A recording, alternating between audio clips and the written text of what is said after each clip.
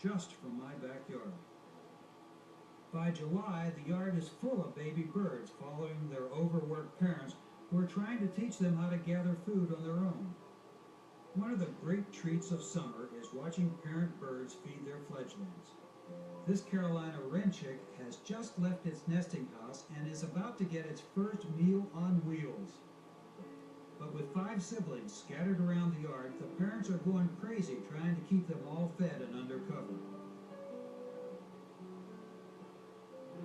A big moment in the life of any baby bird is its first flight.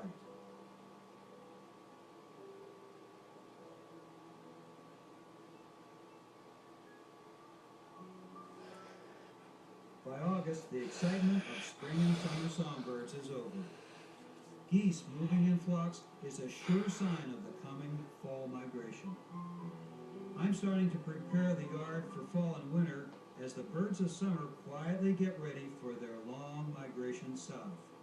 They know that the big chill is coming.